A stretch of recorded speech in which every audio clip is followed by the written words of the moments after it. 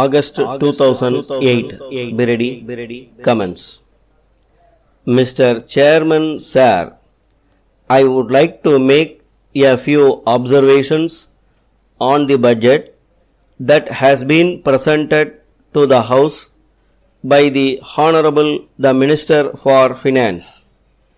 Even though the ruling party has given a pledge that it would not resort to any fresh taxation, we are surprised to find that they have now taxed many consumer goods, with the result that the cost of living will go up.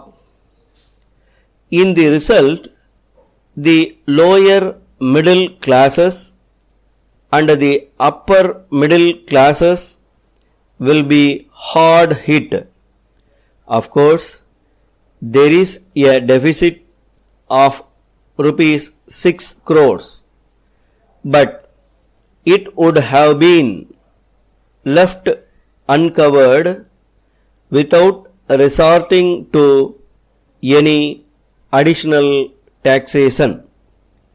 In the neighboring state, we find that they have not resorted to additional taxation, even though the deficit is to the extent of nearly rupees 20 crores. This is so in many other states also, and that is really commendable. If there is a deficit in the budget, we may ask the central government to give us some aid, and they will also come forward to help us. Whatever be the justification, any additional taxation will put the poor people to suffering. This could have been avoided by the government easily. With regard to land ceiling, a few years back, the government gave wide publicity and gave plenty of opportunities to the landowners to dispose of their excess lands.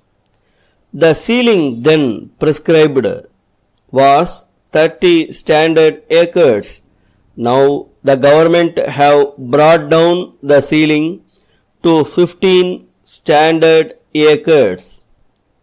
My own submission is that if the government all on a sudden bring down the ceiling, the middle class people will be put to suffering. I do not see any reason why the government want to harass certain categories of people. As a matter of fact, the reduction of ceiling will result in decrease in food production. There can be very little or no procurement of food grains. Ultimately, the government will have to face the problem of food deficit. The cost of cultivation has gone up. The motors which are used for pump sets by the villagers are taxed heavily. We are giving concessions to industrialists. I would like to appeal to the Honorable Minister to extend such concessions to the agriculturists also. This will give them incentives to step up food production. I am quite sure that the government will look into the problem of crop and cattle insurance also. Letter dated 3rd January 2008 from Sundaram Stores, Chennai to Thiru Gopalan, 6 Gandhi Road, Chennai.